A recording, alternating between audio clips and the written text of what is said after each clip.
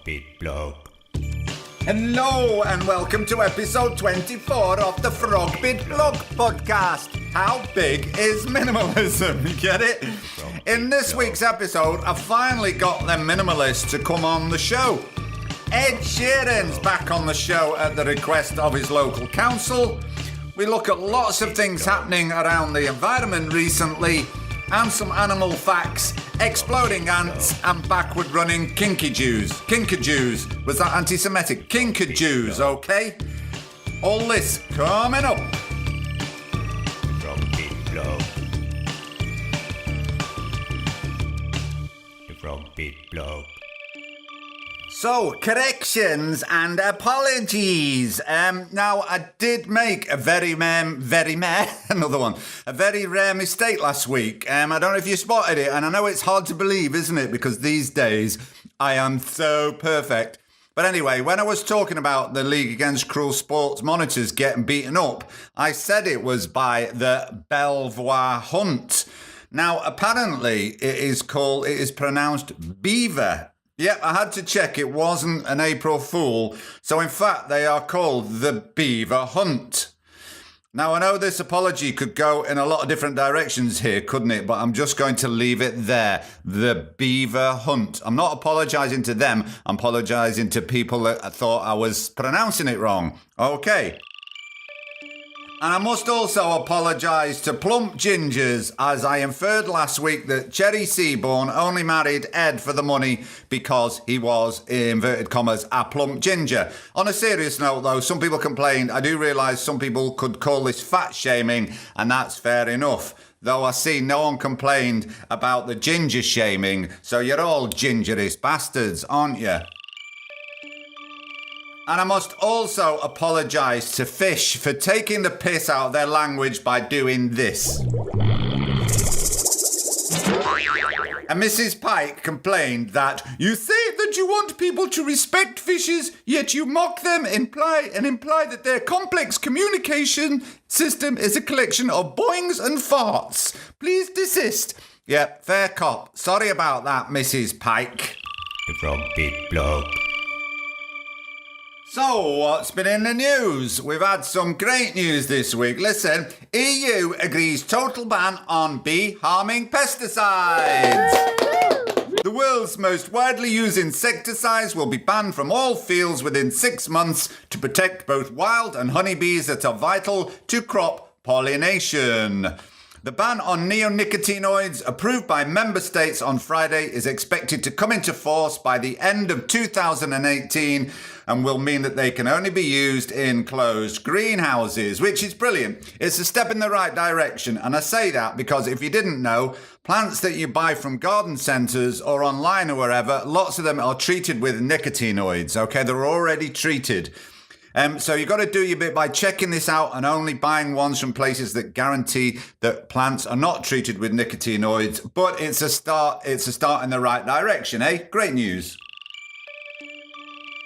And some British institutions, should I say. There is footage online of deer hunting on National Trust land. Yep, some posh types were pictured trying to kill wild animals, while other posh types were sat next to their Land Rovers with a picnic table set up, having a fucking picnic watching other posh twats kill wild animals. What is up with these people? What is up with them? Sick. Anyway, the point is, it is done on National Trust land, and the National Trust are still allowing hunting and fox hunting even on their land, even though there's lots of proof that they're acting illegally. There's masses of proof out there. The National Trust are still allowing it. So anyway, please boycott the National Trust or give up your membership and tell them why. They are condoning illegal blood sports on their land, okay? And another lot of British institutions. I'm in the RSPB, the Royal Society for the Protection of Birds. Anyway, they send me these newsletters, and I got one last weekend, and it said, help birds by building a Swift box. So I bought the wood and built one, and it took me all fucking weekend. So I wrote and complained, build a Swift box my arse, I said. The Frog-bit blog. So let's talk plastic, eh? I know we know things are bad and doom and gloom, but guess what? The Slat is back. Yes, Boyan Slat's plastic cleanup machine. I've a clean plastic clean machine. Yes, Boyan Slat, yeah, I've talked about him before. You know, the teenager who decided to clean up the oceans. Well, his ships and booms are ready to be launched and are heading to the Pacific garbage patch as we speak. I don't know as they speak, they might be having a break, but they're probably on their way. Yeah, the experts believe the machine should be able to collect half the detritus. How do you pronounce that? You know what I mean? The shit, the rubbish in the patch. About 40,000 metric tons within 5 years. And in the past few weeks, they've been busy welding together giant tubes that will sit on the surface of the sea and form a skeleton of the machine, creating the largest floating barrier ever made. Isn't that good news? Oh, yeah! And while we're on the subject of plastic, scientists have accidentally created mutant enzyme that eats plastic bottles. I mean, it's so easily done, isn't it? I'm always accidentally creating mutant enzymes all the time, me, yeah. Anyway, yes, scientists have created a mutant enzyme that breaks down plastic drink bottles by accident. The breakthrough could help solve the global plastic pollution crisis by enabling, for the first time, the full recycling of bottles. The new research was spurred by the discovery in 2016 of the first bacterium that had naturally evolved to eat plastic at a waste dump in Japan. Now, hang on a minute. When I reported on this rubbish dump find last year, it was in Pakistan. That's nowhere near fucking Japan. And who would thought, that rubbish dumps were going to be the saviours of mankind? Anyway, on with the story. The international team then tweaked the enzyme to see how it had evolved, but tests showed that they had inadvertently made the molecule even better at breaking down the plastic used for soft drink bottles. What actually turned out was we improved the enzyme, which was a bit of a shock, said Prof. John McGeehan at the University of Portsmouth, who led the research. It's great and a real finding. I'm not sure if he was from Birmingham. I just decided to do that one on the spur of the moment. Anyway, the mutant enzyme takes a few days to start breaking down the plastic, far faster than the centuries it takes in the oceans.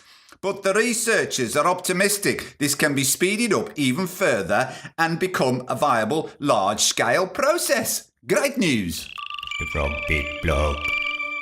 And this week's No Shit Sherlock Science Award goes to scientists who worked out that Uranus smells of farts. Oh, crap. Yes, you heard that right. Uranus smells of farts. Well, what a surprise. Scientists have studied the strange Uranus gas and how it differs a lot from Saturn and Jupiter when it comes to gas. But the weirdest of all is its smell, for scientists revealed that Uranus smells like farts. University of California director of the Other Worlds Laboratory, Jonathan Fortney, said, "A lot of things you'd normally think of as volatile gases, the smelly ones, are frozen out of the clouds of Uranus gas." Fortney further stated that it's not just the smell, because if a person tried to smell the atmosphere, it can cause death. So it's actually silent but deadly too. Oh my god. Hey, isn't science wonderful what it teaches us? Well, guess what? Ed Sheeran's back on the show. Third episode on the run. I'm interviewing him again, but this time he insists on being early part of the show because he's rich and famous, because I always put him at the end, but he's insisted that he's on early on. And for those of you not aware, Ed has been planning to build a chapel in the grounds of his home. To get married there and then to use it for meditation. But he ran into problems because he's got great crested newts and the council said no. Anyway, Ed came on and sang a Feck Off Newts song, a song called Feck Off Newts, yeah? And then he came back last week and he'd done a disco remix, which was actually a massive hit. But his agent has been back in touch and he wants to be back again. So I better get him back on the show, hadn't I?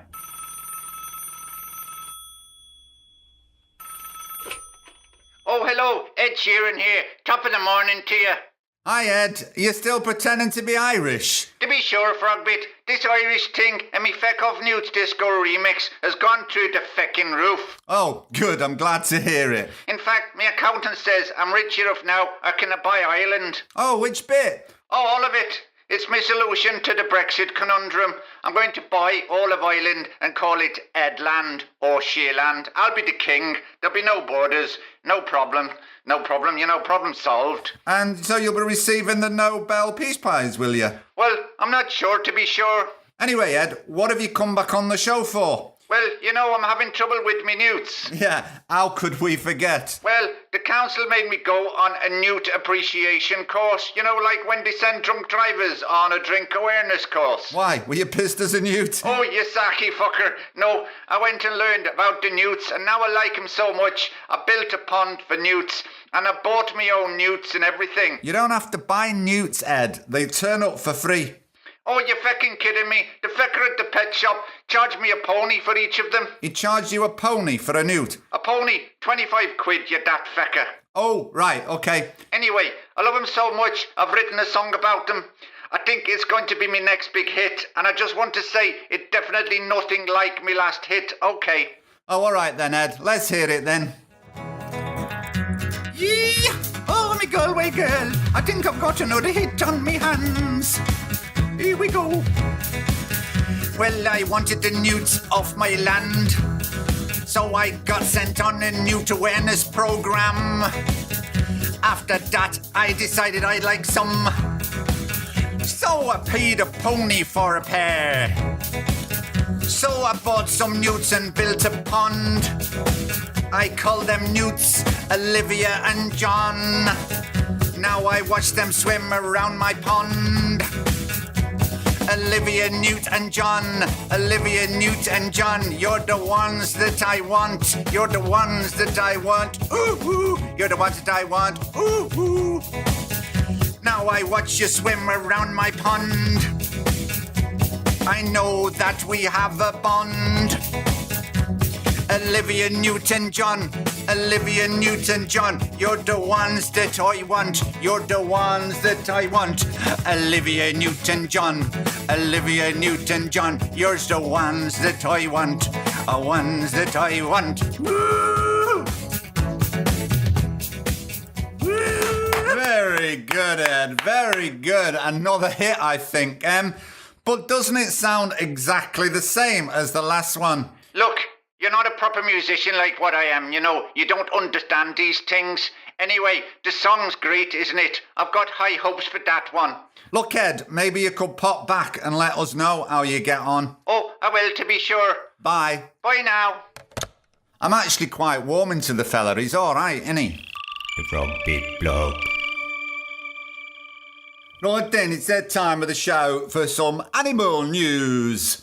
I read a statistic the other day. If humans killed each other at the same rate that we kill animals, we'd be extinct in 17 days. Oh my God. It sort of gives some idea of the scale, isn't it, of the way that we treat animals. But on a more positive note, I was looking through Facebook, and there's a group on Facebook, UK Hoverflies, and it has 3,472 members. That's great, isn't it? 3,500 people interested in going online and chatting about hoverflies. You wouldn't think there was that much to talk about, would you? But that's me being hoverflyist, really, speciesist, which is wrong. Right, a story from America. The Ventura County Public Works Agency has conducted a raptor pilot study to observe the effectiveness of predator birds in controlling wild rodent population. The study is the first of its kind and was done in order to discover if predator birds such as hawks and owls could be more effective than poisons to control rodent populations in California. Ground rodents can cause significant damage in levees, earth dams and other flood control channels.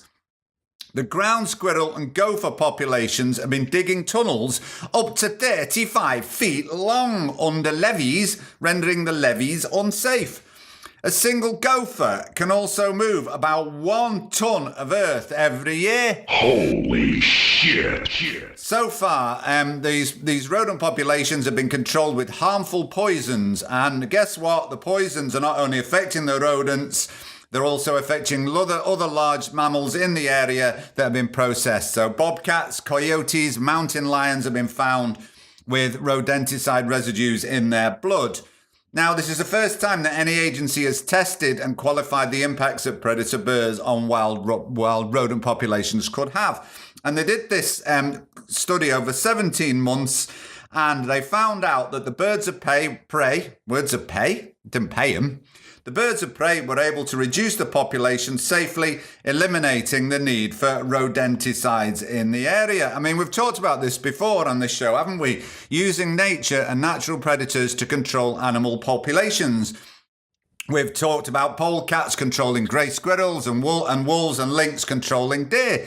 And it's much better all round, isn't it, really, that we use these natural and predator methods. Good on them. Now, a new species of exploding ant has been discovered.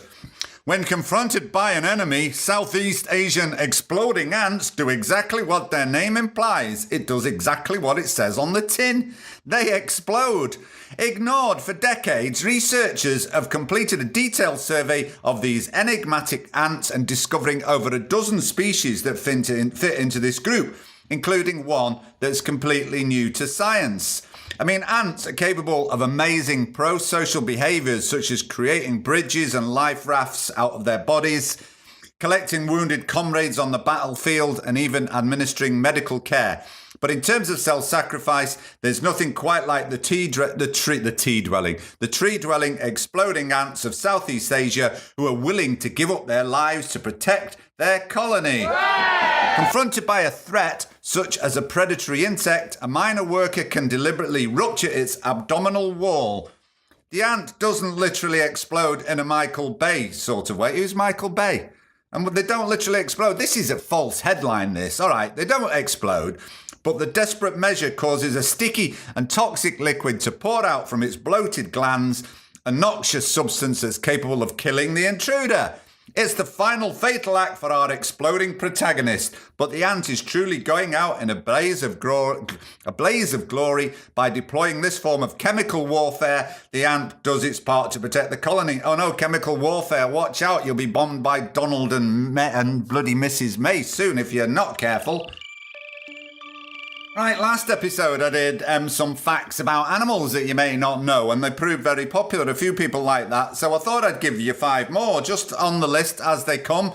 Number 1 this week, drone bees die immediately after mating because their penis and abdomen are completely torn from their bodies during the process. Ouch. Doesn't quite sound like my sex life. Next one, kinkajous, which have the ability to rotate their feet, can run equally as fast forward or backward.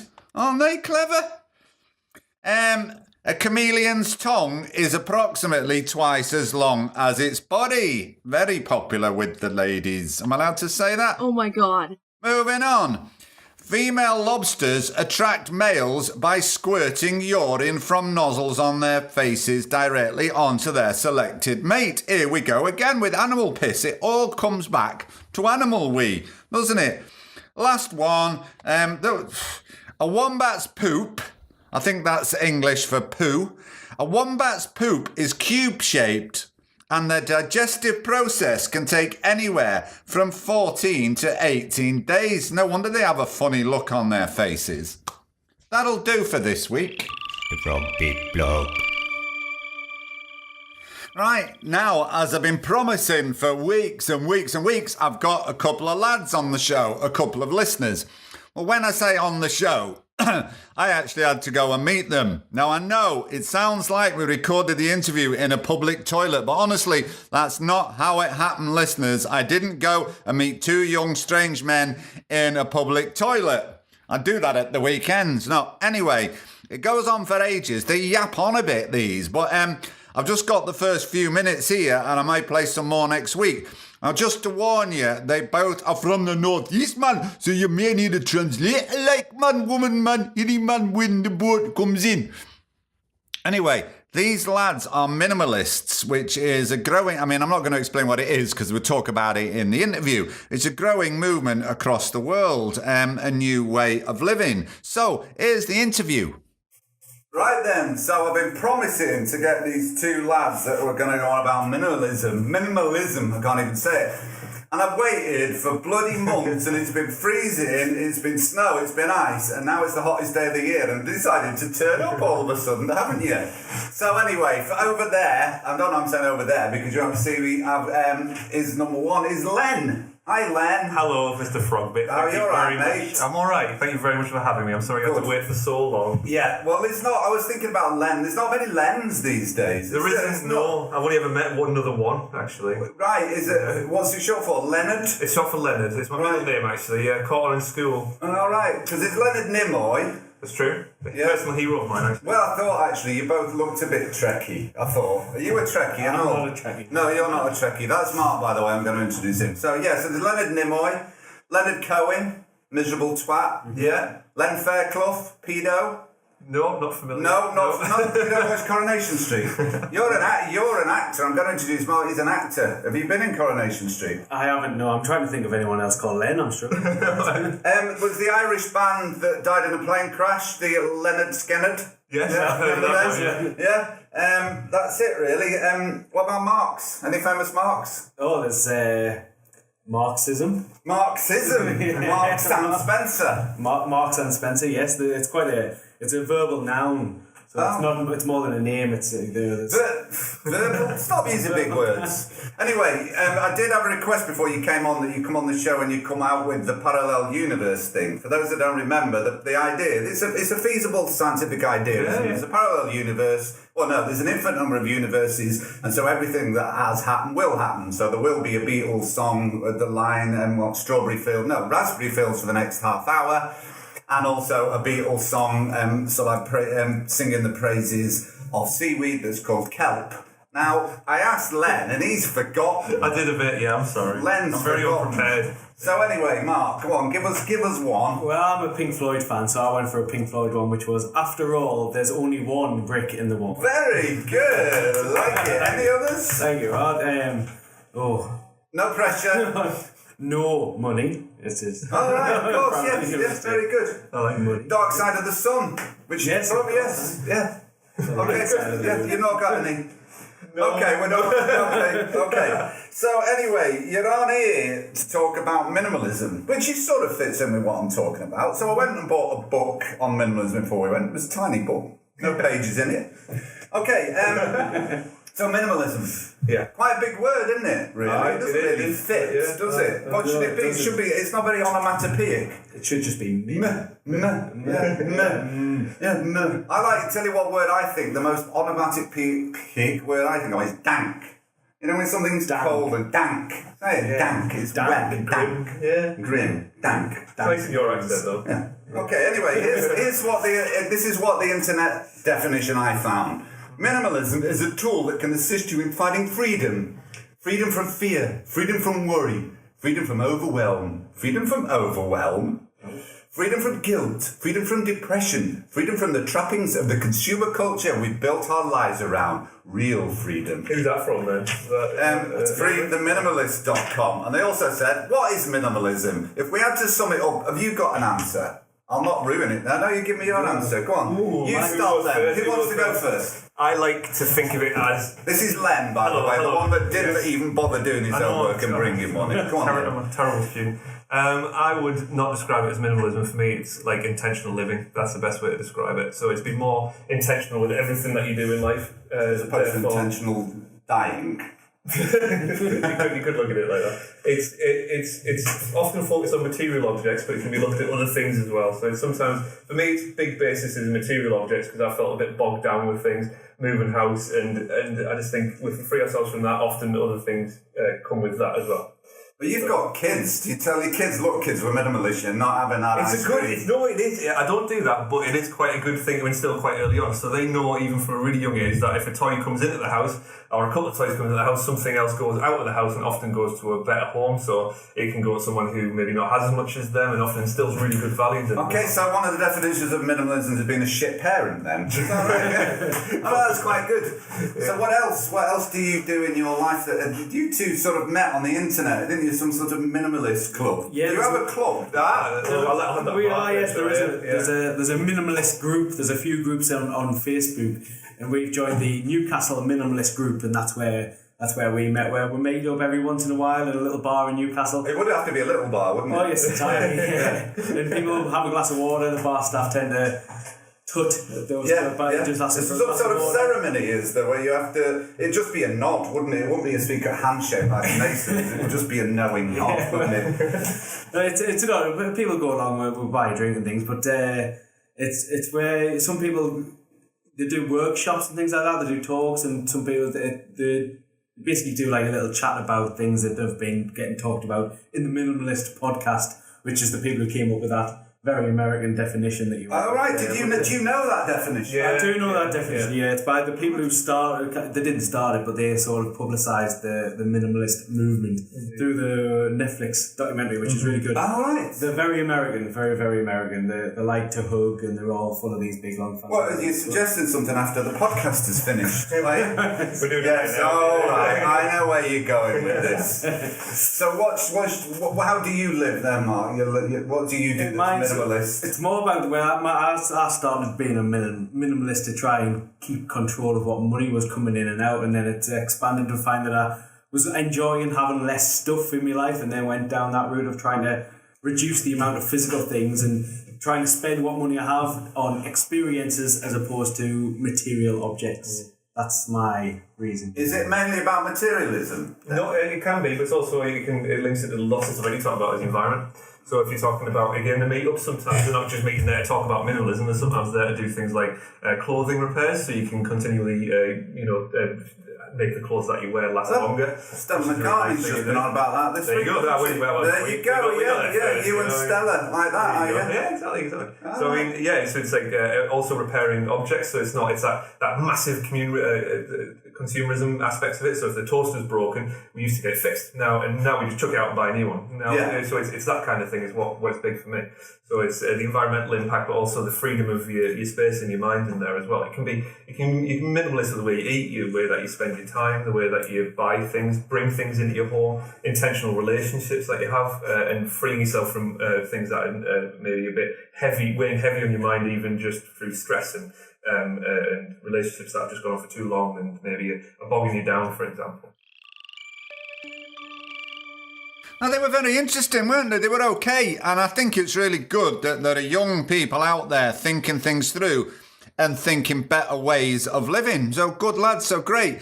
Because right now, this is what we need. We are living in interesting times, to say the least, aren't we? I mean, if you look at all the research on climate change, on plastics pollution, on soil degradation, on extinction of the species, other species, nuclear war, the next 50 to 100 years are the most important in the history of mankind since we were invented, in fact.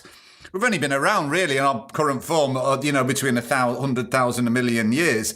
And in some ways, we're quite advanced, but in other ways, we really only just have really stepped one foot out of the trees. And we're not that evolved, especially emotionally as a race, And with two options here, we're either going to go under, or there has to be a paradigm shift in our thinking. And if there isn't, we ain't going to survive as a species. We're going to have a whole shift in consciousness. An interesting thing, though, is all these crises seem to be coming together.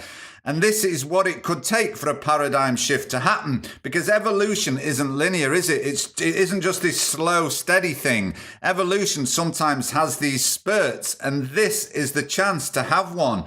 And we're either going to wipe ourselves out, or the vast majority of the human race out, or we're going to have this huge leap in consciousness where we look at the earth and we change our whole approach to how we interact with the planet, how we interact with each other.